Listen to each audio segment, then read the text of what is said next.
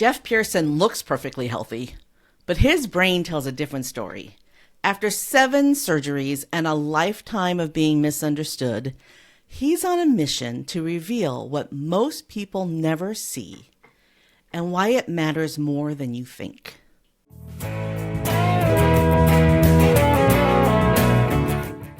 This is Gratitude Geek. I'm Kandas Rodarte, productivity coach for female solopreneurs over 40, and today we're talking to Jeff Pearson, the founder of Hydro with Hope and the host of the TV show Invisible Condition.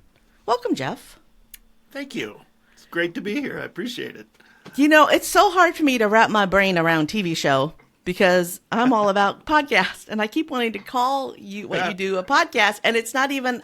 It doesn't even stream as a podcast. No. It's a full-on TV show on all the places. Yeah, all the things, all the places. Yeah, it's. I have thought about. I mean, our TV show's been on the air since April of 2023. It's been over 2 years. I've had people say you should probably stream it to platforms, that would do podcasts, whatever, so people can listen. I just haven't done it. I don't know. It's like number 3,421 on my top 10 list of things to do. So maybe someday. But yeah. It's just about what's important to you. You were born with hydrocephalus. Yes. And you have turned that into a mission. Right. So I know that you are more than 3 years old. Yes. Yeah. So give us the 5-minute version of your story. What led you to deciding, hey, I'm going to turn all this into a nonprofit and a TV show? So in 2018, first of all, yes, I've had 7 brain surgeries over my lifetime, starting at 2 weeks old, and I've had 4 in the last 10 years. And during the follow-up, during the neurosurgical follow-up during that meeting, or before the doctor came in for that follow-up in 2018, which was another brain surgery, my wife and I were sitting in the room, and we could hear a family in the next room. Those walls in those clinics kind of have, thin walls, and I couldn't hear what they were talking about, but I could hear the tone of the conversation, and it was distraught, and you could just hear it. And I looked at my wife, Catherine, and said, God, all I want to do is run next door, give them a hug, tell them it's going to be okay, and answer their questions. But HIPAA doesn't like that, and so we didn't do that. Don't worry, everybody. I didn't just burst into a hospital room. But on the way home from that appointment, we started milling around in our head. How could we do this? How could we tangibly help people? I've got 40 plus years of experience with this condition. I want to help people. I have made it out so well.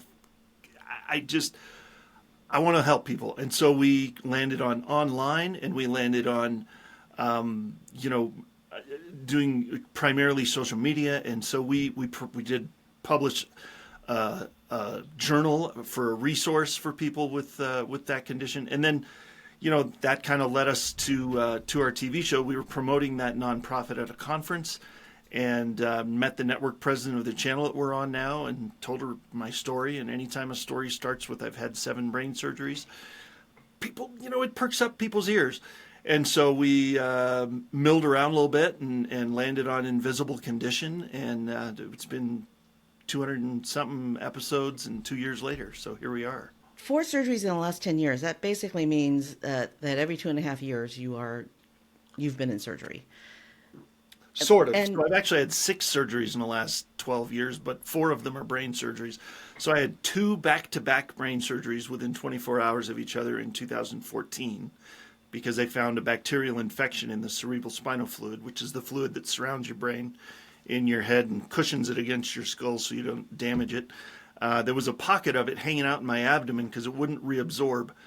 And so they found it and said, ooh, yeah, we don't want it to get to the brain. So we did surgery, and then they didn't quite get everything in the right place. So they had to put me under again and did it again. And so, 2 brain surgeries in 2014, 1 in 2018, and 1 in 2021.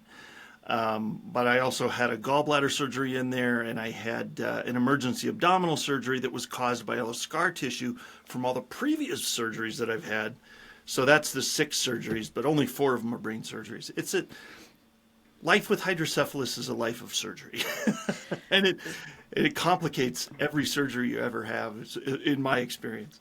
A colleague of mine had many, many years ago, probably 20 years ago, she had a son that was born with hydrocephalus. And because I didn't understand the condition, I didn't know how to give her, I didn't know what to say to her. Yeah. And I truly believe that the best way to understanding is education. So can you please educate the audience on what hydrocephalus is? Absolutely. I'd be glad to, because this is a condition that doesn't nearly get enough press because it's so invisible. And it's ridiculously common, which I'll touch on in just a second. But hydrocephalus occurs when there is a blockage in the brain that prevents the free flow of cerebral spinal fluid. Your brain is always producing cerebral spinal fluid. It is the fluid that surrounds your brain and cushions it against your skull. And your brain automatically, every single day, produces about a quart of this fluid. And it naturally, in most people's brains, drains. You also are equipped with ventricles in your brain. And those ventricles is what the brain uses to drain all that cerebral spinal fluid. It's a continuous process. Drains down the ventricles, lubricates the spinal column, reabsorbs into your body. Continuous process, 24/7 for your whole life. People with hydrocephalus, specifically my story, one of those ventricles was blocked when I was born. And so with something, we don't even know why, we don't know how, it wasn't allowing fluid to flow through. And so they detected that at my 2-week checkup. They do all those measurements at birth, right? Length and weight, and one of them is a head circumference. And they did that same measurement at 2 weeks old and noticed there was a little bit of a discrepancy. So they said, don't worry, Mom and Dad. It's probably nothing, but let's get a CAT scan.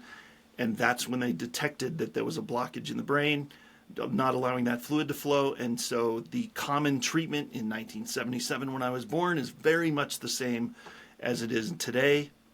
They've advanced it a little bit where there's some shunt-free options, but for the most part, that means brain surgery.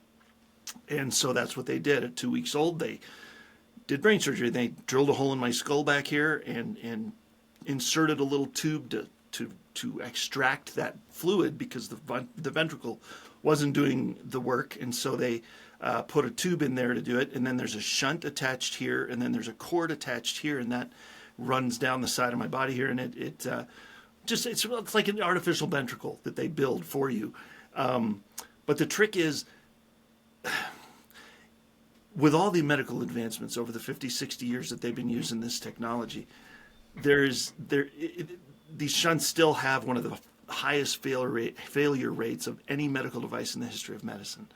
And so on average, people with this condition are having brain surgery every 2 to 3 years to replace these things because of malfunctions. Thankfully, I have only had 7 brain surgeries to replace them because of malfunctions. I'm way ahead of the curve. I should have had at least twice as many by now.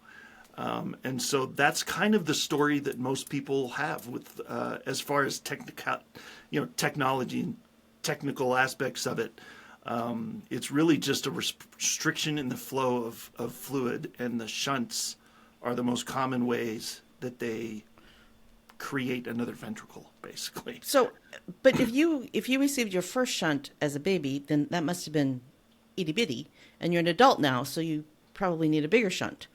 So it's not so much the size of the shunt as it is the size of the cord that drains the fluid to somewhere else in the body to reabsorb. So at 4 years old, they put a different cord in there for me and reattached it to the shunt that was already there from the 6-month-old surgery.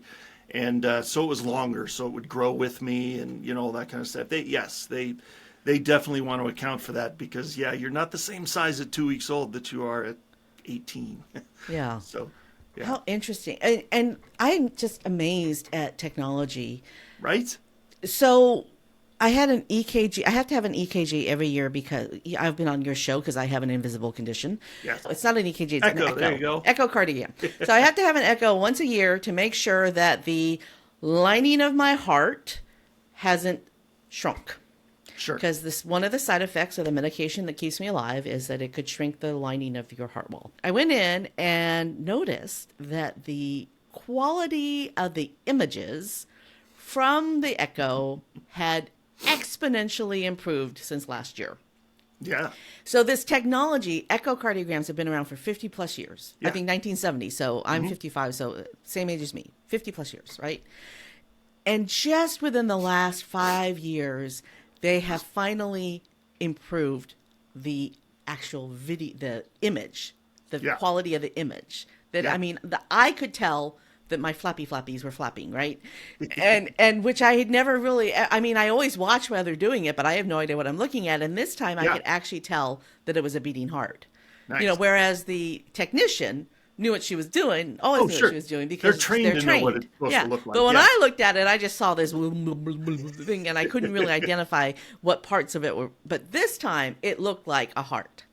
Nice. So, but the thing is that technology was so old that, you know, did it need to be upgraded? Yeah, it did. But what did it take? Did it take AI? I didn't ask how it improved.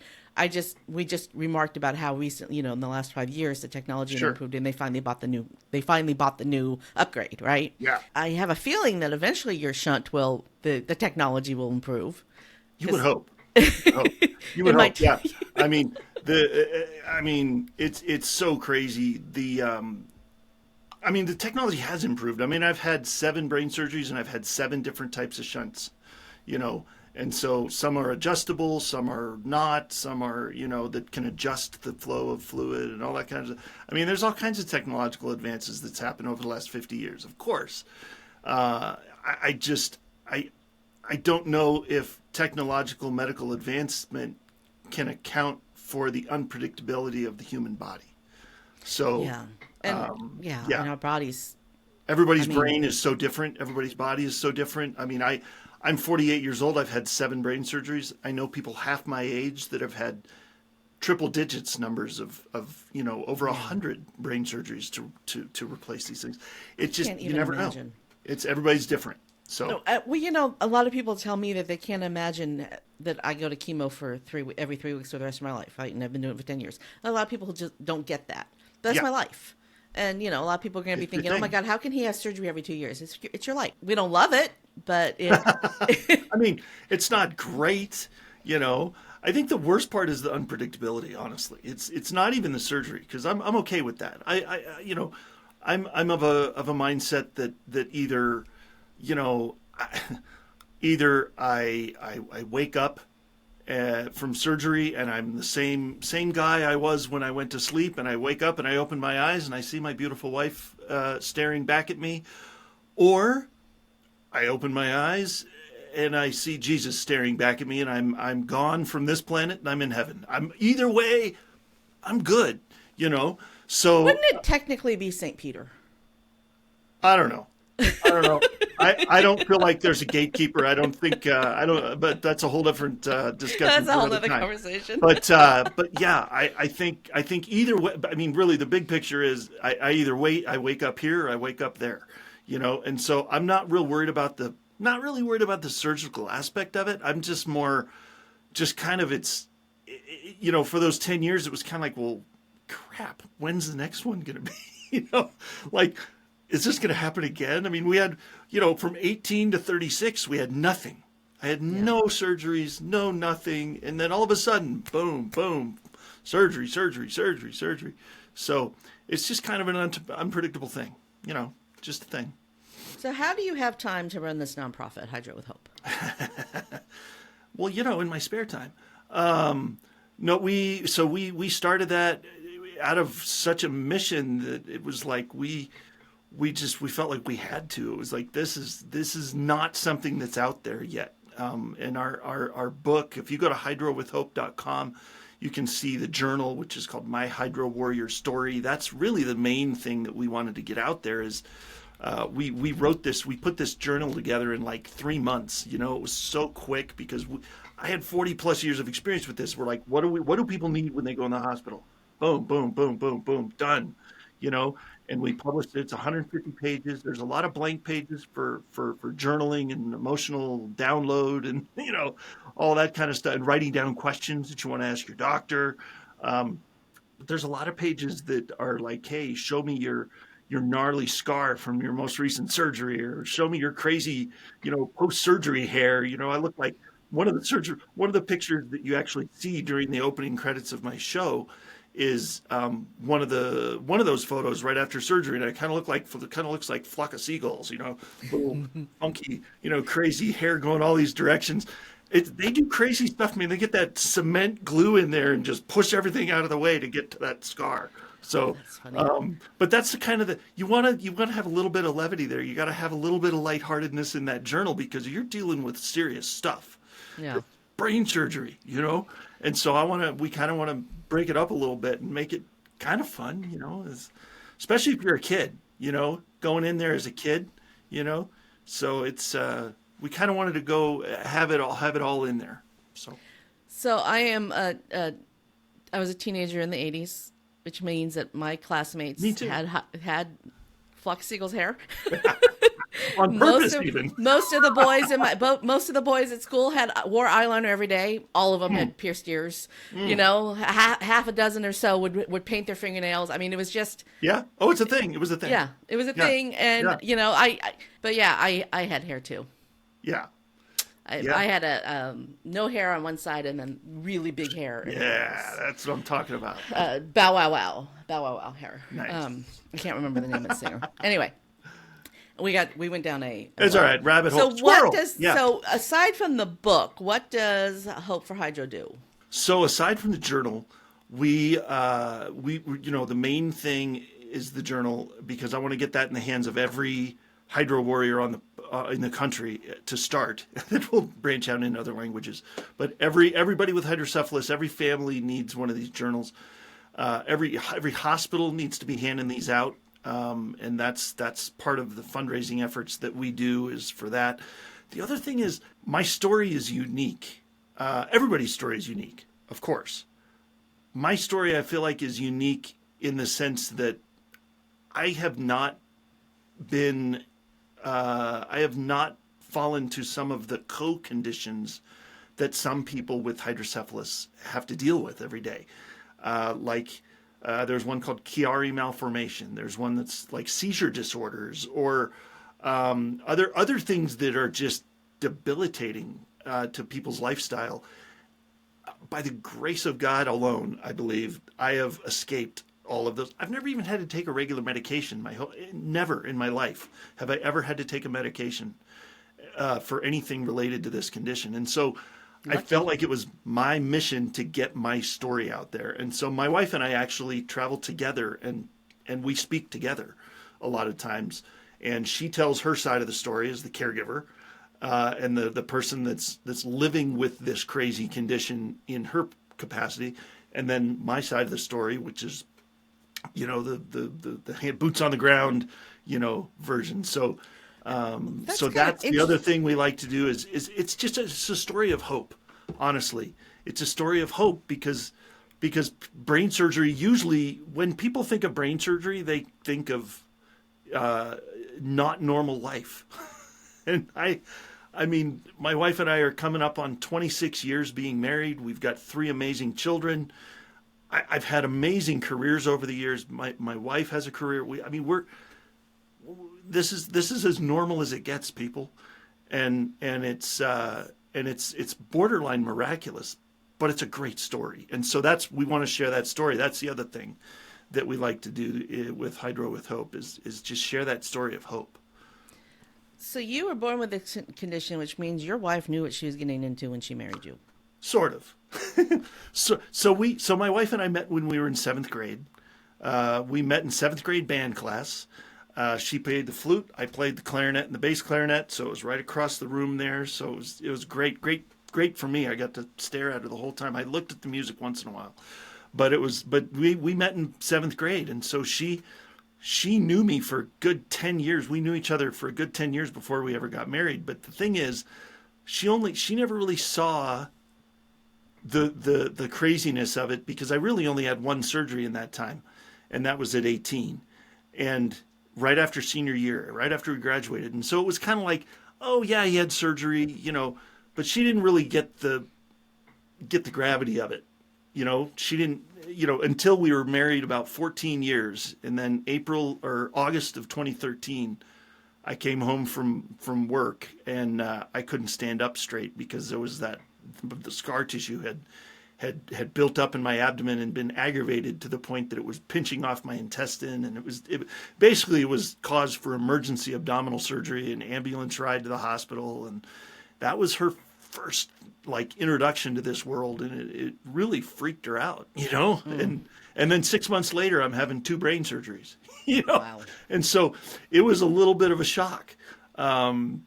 So, I mean, she's amazing, and she adapted very well, and she had friends that she reached out to. And I mean, it's now, after the next couple surgeries, it was kind of like old hat. It was like, okay, let's go. But those first couple surgeries, she didn't know what was going on. Yeah. It was kind of terrifying. So, most people only think about the person with the condition. Mm-hmm. They don't think about the spouse, which is really unfortunate because the spouse is right there going through everything right alongside you. Yeah.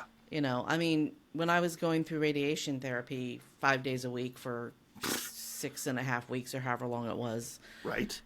I drove myself the first 2 or 3 weeks, but after that, I couldn't. Radiation is exhausting, and it's weird because it's just something where you're laying and you lay down and this machine goes around you, but it zaps all your energy, and I was exhausted. Yeah. And, he had to take time off of work.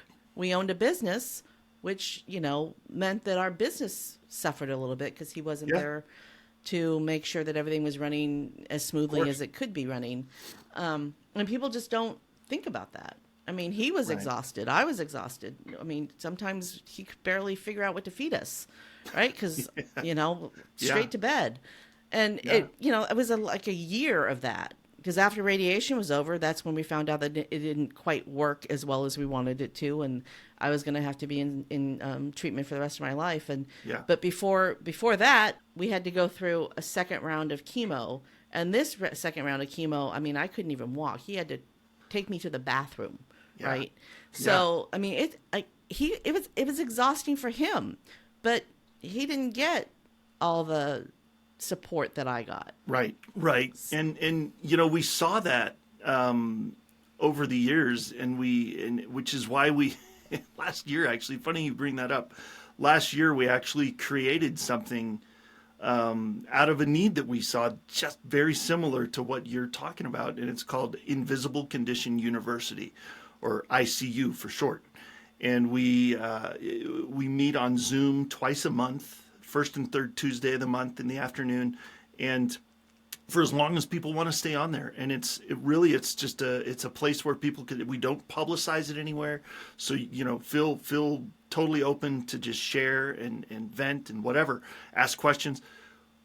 It was a place that I wish we would have had going through all those surgeries for my wife, because this is a place where people can just ask questions. And it's all that stuff that the doctors don't tell you, right? They cut you loose from the hospital after surgery, and then you're on your own. They forget your name, right? And and it's not their fault. It's how the hospital system works. And so they tell you all this worst case scenario stuff. They do the surgery. You get out of the hospital, and then you're on your own. And so that's what ICU is for. Come on the call. Bring your caregiver, bring your mom, bring your sister, bring your nurse, whoever, and come. And I'm on there. Catherine's on there. My wife, Catherine, is on there.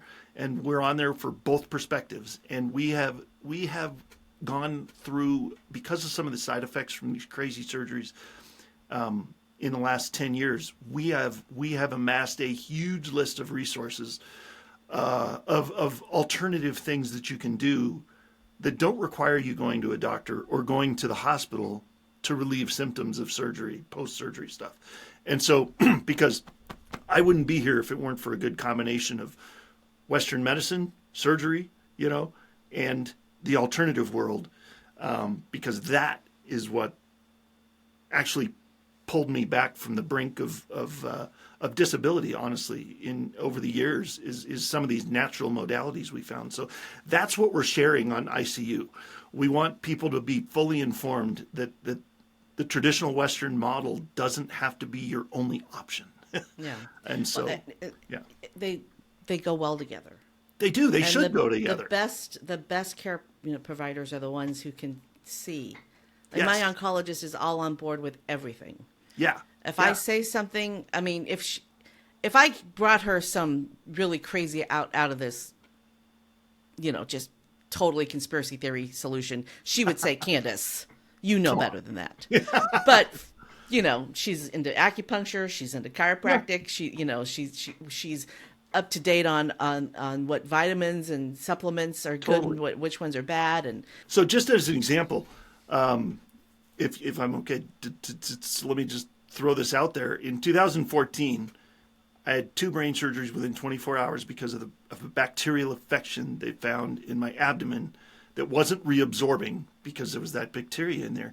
And so they did 2 brain surgeries. They let me out of the hospital, and I started having migraines after that as one of the side effects from the surgery, I guess.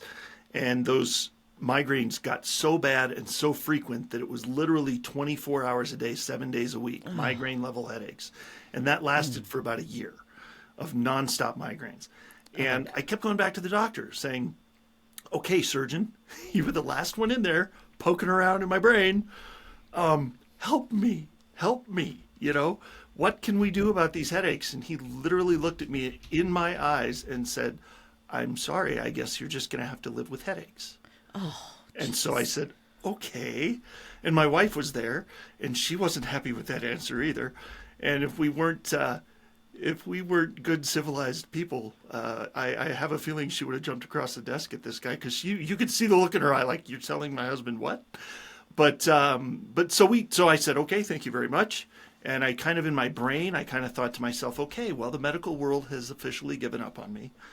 And so let's start looking elsewhere. And we started looking, and we went everywhere. We tried stuff. We tried, looked at acupuncture as an option, looked at cranial sacral therapy, we were going outside the box, man. And we ended up finding a chiropractic neurologist, of all things. I didn't even know that was a thing, but apparently it's a thing. The only one in the state of Colorado, by the way. And he happened to have an office 10 minutes down the road.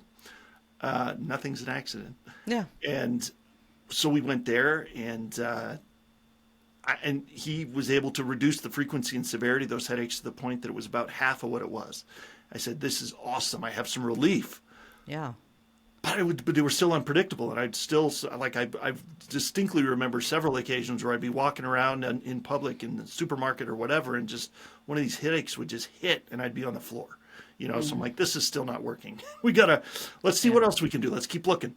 And we ended up finding something called neurofeedback, which I don't know if you're familiar with that term, but there's a couple different versions, one that takes 50 to 60 sessions to see results, and one that takes about 10 to 12.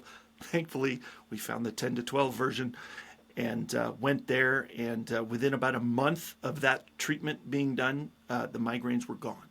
And so, yes, brain surgery, but also yes, alternative things, because I say a lot that Western medicine kept me alive, surgeons and anesthesiologists and doctors and PAs and stuff like that. That kept me alive. The alternative world gave me my life back. Yeah. I wouldn't be here if I had just listened to my neurosurgeon. I'd probably still be on a couch in the other room, doped up on, something for migraines, and not nearly being able to do what I can do now.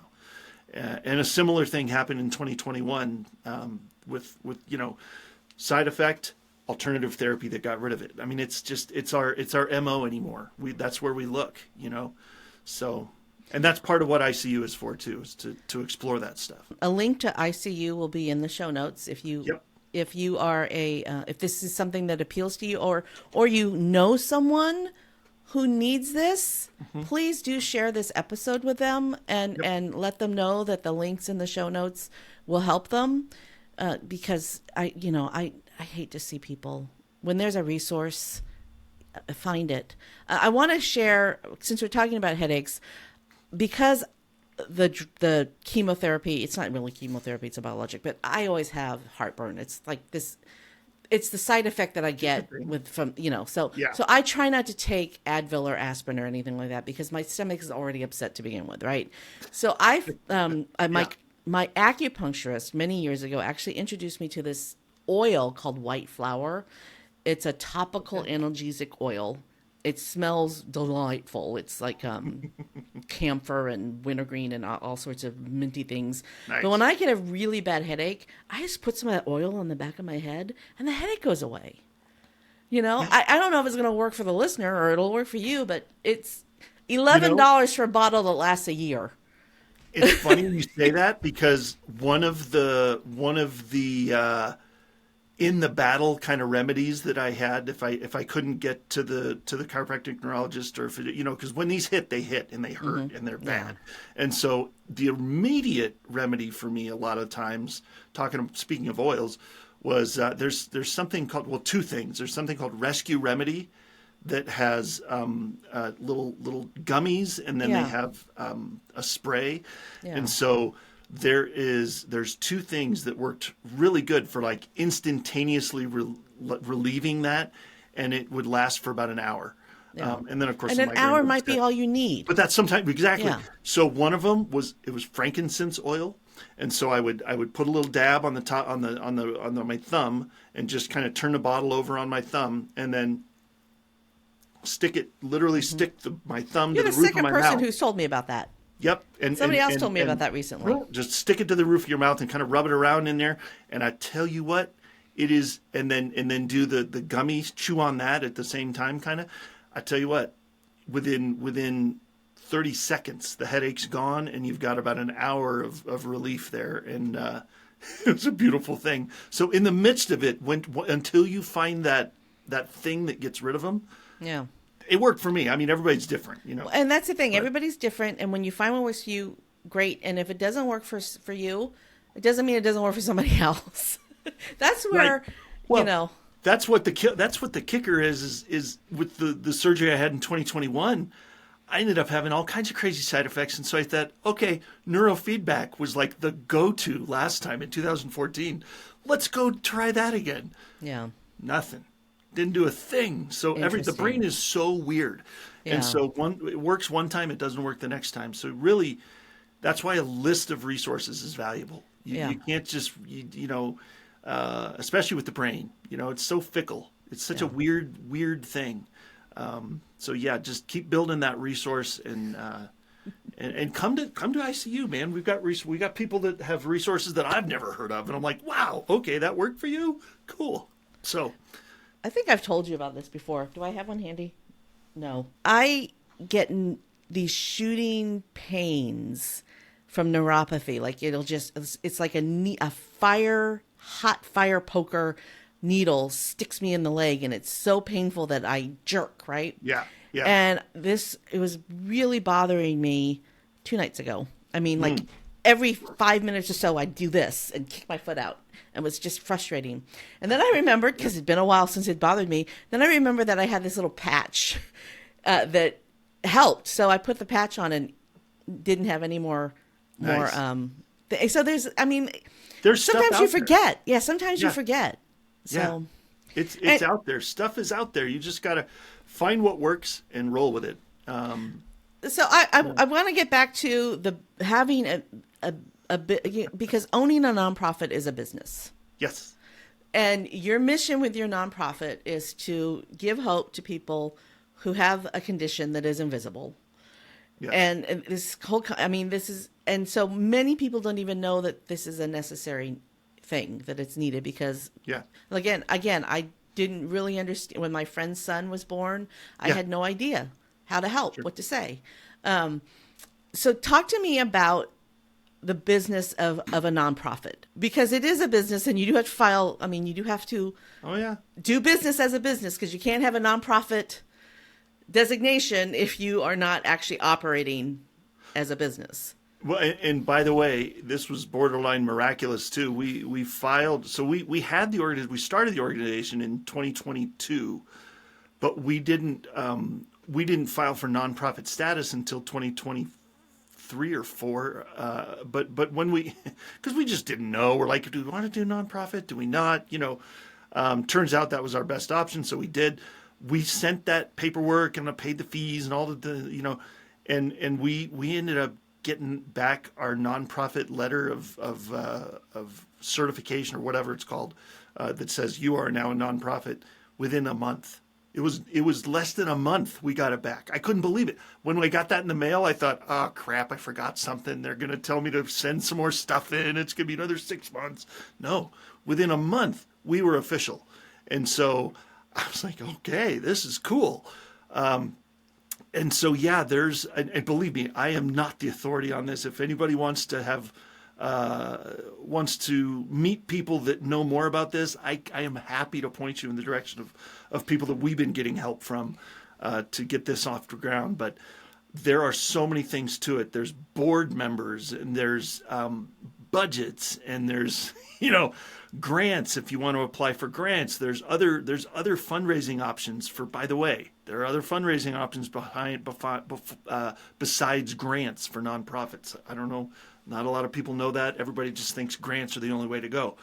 There are organizations out there that can help you passively fundraise for your nonprofit. So it's really cool. I really think that dinner functions are the best fundraisers. Every time I've been involved in fundraising for a nonprofit, and we throw a big dinner kind of thing, like a fashion show / dinner or whatever, that it raises tens of thousands of dollars. It does. There is actually and yes, and a good friend of ours that she was actually on the show not that long ago. She has a nonprofit that brings together that medical world and the natural world, and so she had a fundraiser dinner. She's located in Nebraska, and I actually spoke at the dinner, and she's doing amazing work, and that was a huge fundraiser. She raised a whole bunch of money. It's great, and that's one way to go. I know another business owner, friend of mine that's been doing for 35 years. He's been doing this. He does benefit concerts to help raise money for nonprofits. So they wouldn't get, Taylor Swift and Bruno Mars there, but they would get the tribute band that looks just like her and sings just like her, or the Bee Gees or Alabama or whoever, Van Halen, whatever band you can think of, they can get the tribute band for it. And so that's an amazing fundraising opportunity, and they can raise tens of thousands of dollars that way. Or the one that we're using it's called Sharing the Credit, and that involves credit card processing.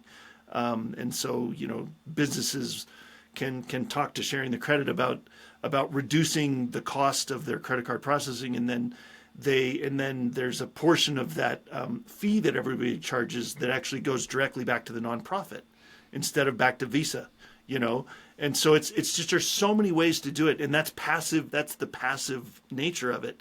And the cool thing is with a lot of these, it's unrestricted funds for the nonprofit. It's not like a grant that tells you this is what you have to spend it on. It's unrestricted funds. So you can use it for whatever you need for the nonprofit without restriction, which is awesome.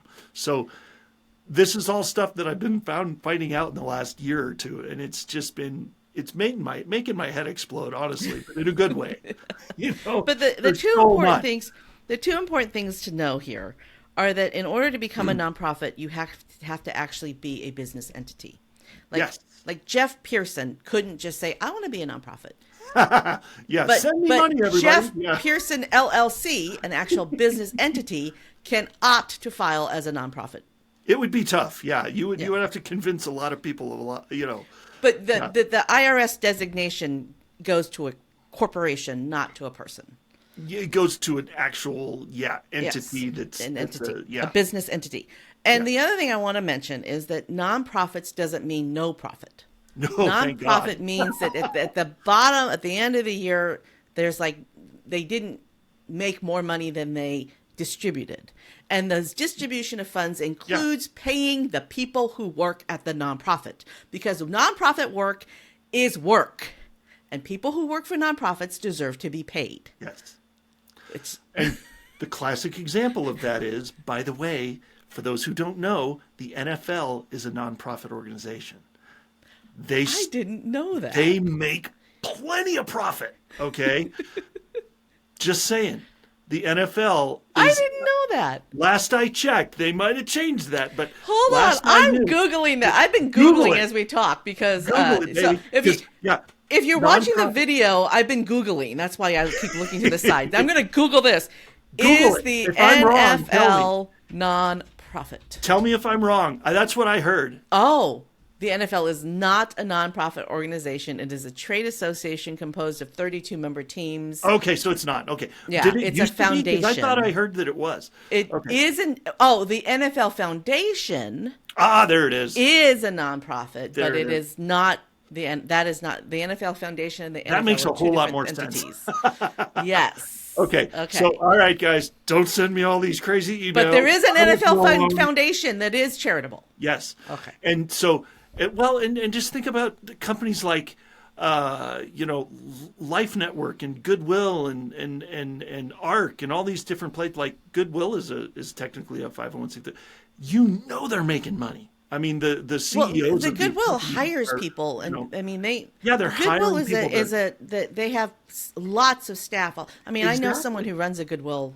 Yeah, I mean it costs money. Yeah, and you want the people who work inside the store to get paid an equitable amount of money so that they can live. Right. And so non-profit, like this is all a very drawn out way of agreeing with you that yes, non-profit doesn't mean no profit. You have to have, in order for your business to survive, you have to have profit.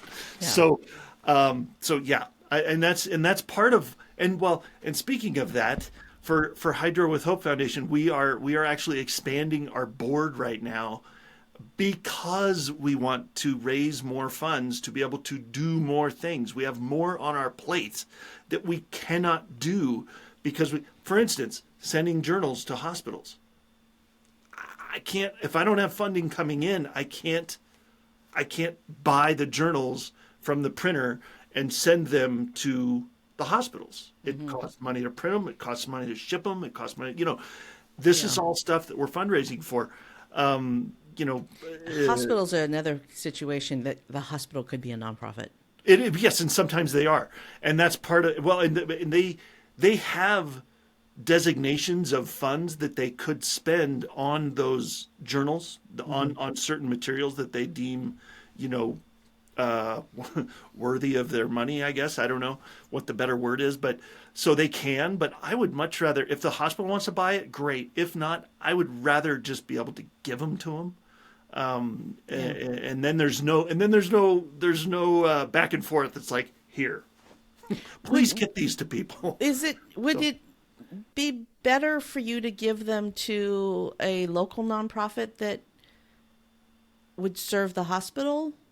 Or is it better to give it to the hospital? Just about anything, honestly. I would love to get it into the hands of people that are dealing with in the throes of brain surgery. So whether that's through a nonprofit that helps with that, or whether that's the hospital themselves, or anything, I'm open. Well, as with anything, you always start local and then you work from there. Right, and that's what we've done. In fact, I just had a meeting a couple of weeks ago with our local one of the officials at one of our local hospitals here that. And they suggested a lot of cool things tie in with this organization, that organization. So we're working on it, but it's just, I feel like it's just so much. Yeah. So the lesson that I want the listener to take away today is to have compassion. Yes. Because you look normal, I look normal. If we don't tell Relatively speaking. It's my hair, isn't it? Yeah. It's my hair. I was talking about me. Oh. I was talking about me. It's all relative, man. But if we don't tell normal? you, we don't tell you, you have no idea that we have a condition. Mm-hmm. I don't consider it's a sickness. It's just. I don't call it a disease. I don't call this a sickness or a disease. Hydrocephalus is not a disease. It's not like you have, a lot of people will call cancer a disease, where you can, a lot of times with a lot of different types of cancer, you do surgery and you remove the cancer from the body and then you don't have cancer anymore, right? Hydrocephalus isn't like that. Hydrocephalus is not, you can't remove something and have surgery and then all of a sudden you're cured. It's not that kind of thing. So it's ongoing. That's the trick of it. Yeah. So So bottom line is, listener, if you learn anything from today, it's that nonprofits have to be businesses and operate as a business. Yes. And that compassion is really important. Here's where you want to go, everybody. This is the TV show. And then you can watch Kandas be awesome on our show. Yes, my episode was May 30th. So if you scroll through Invisible Conditions backlog, my episode came out on May 30th. May 30th it will air. No, it did air on May 30th. Did air on May 30th. Did air on May 30th at noon Eastern time. Every Tuesday and Friday at noon Eastern time. So if you missed it, you can always go to the easiest place to search it is YouTube or Facebook. If you go to our Facebook page or YouTube channel, you can also find it on E360 TV and go back and watch the episode because she was awesome. So thank you. Links will be in the show notes, y'all. Yes. I completely lost what I wanted to talk about. I have no idea. It's okay. It's okay. I get it. Been there. I mean, it must not have been all that important. I mean, maybe. I don't know. Okay, so audience, just a reminder, you heard last week that I am launching a brand new podcast.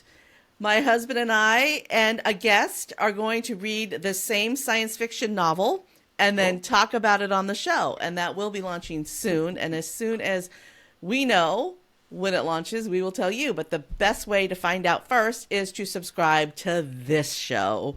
So be sure to subscribe. The link is in the show notes. And then you will be the first to know when the new Sci-Fi podcast comes out. Doesn't quite have a name yet. We're getting there. However, I already have amazing guests lined up, and everybody's super excited.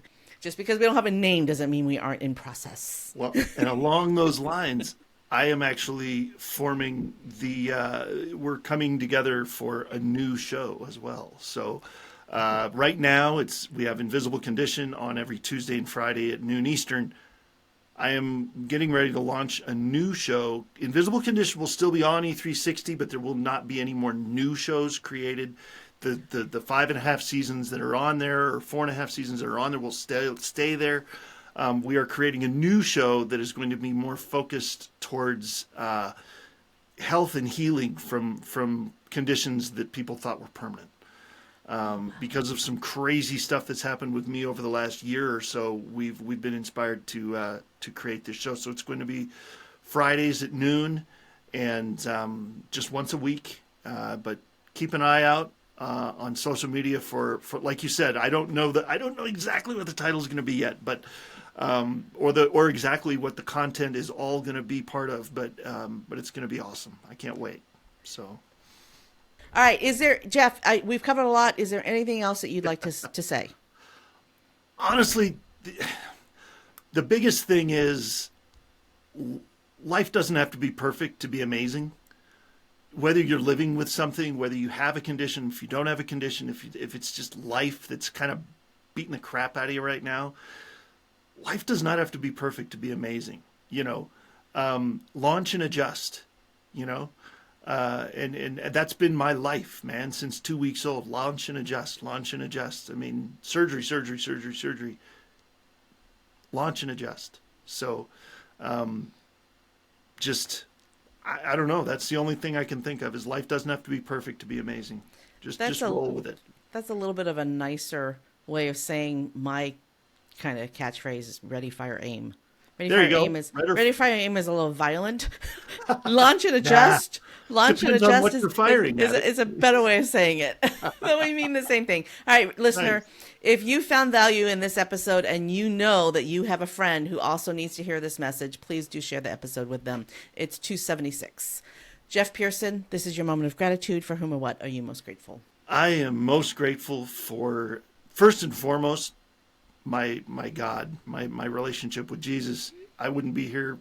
I wouldn't have hope without that. I'm also very grateful for my family, my wife, my children, my parents. My parents have been instrumental in my attitude growing up, and I wouldn't be here without that. So that's about it. Thanks for tuning in to Gratitude Geek, the podcast for grateful micropreneurs building genuine, lasting relationships with clients, colleagues, and community. Our theme music is by Rev Brock and Solily. A huge thank you to our guest, Jeff Pearson. You can find his links in the show notes at gratitudegeek.com. There will be a lot of links in the show notes. Again, this is episode 276. I've been your host, Kandas Rodarte. Stay groovy, my friends. Stay groovy, my friends.